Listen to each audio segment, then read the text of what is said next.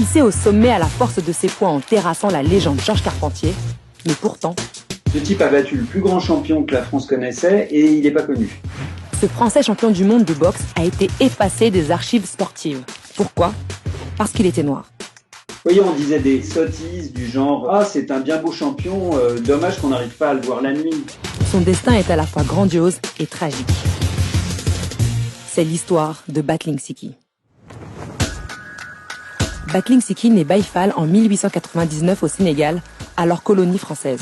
Kidnappé ou vendu à une danseuse hollandaise, Siki arrive en France dans des conditions mystérieuses et se retrouve plongeur dans un café de Marseille à l'adolescence. Mais sa vie bascule lorsqu'il file un coup de poing à un client ivre qui voulait se battre avec lui.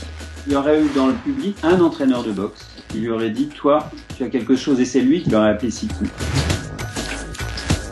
Siki monte sur le ring et enchaîne les victoires avant de s'engager aux côtés des tirailleurs sénégalais durant la Première Guerre mondiale. Il finit adjudant, décoré de la médaille militaire et de la croix de guerre, et enfile à nouveau ses gants de boxe en 1919.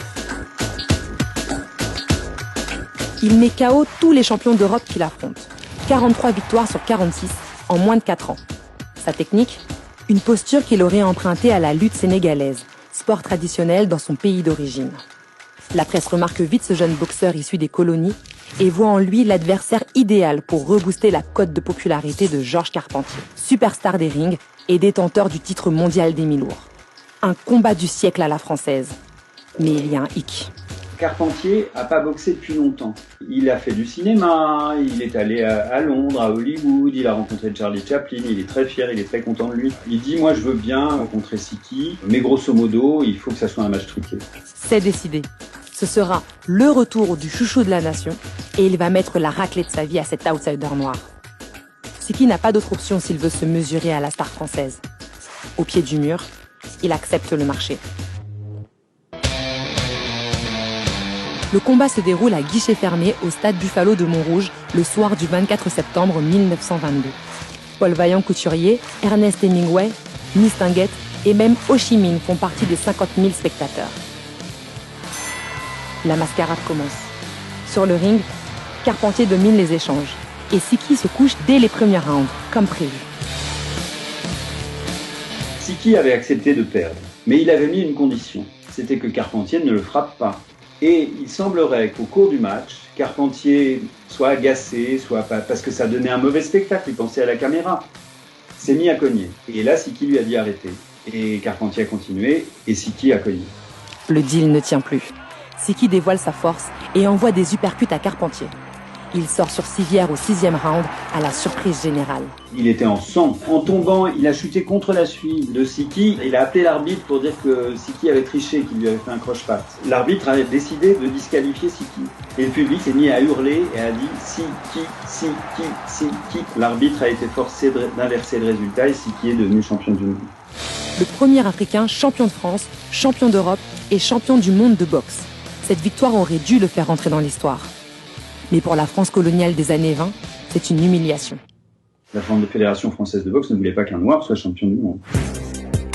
Ils ont essayé de le disqualifier en disant qu'il se droguait, en disant qu'il avait une petite amie mineure. Ils l'ont accusé de conduite antisportive et ils l'ont déchu de son titre. Le grand Battling Siki l'indomptable devient la risée de la presse française et internationale. Certains journaux le surnomment Champion Z, contraction de champion et de chimpanzé. D'autres vont jusqu'à prétendre que la victoire du jeune Sénégalais serait due à une différence de squelette entre les Blancs et les Noirs.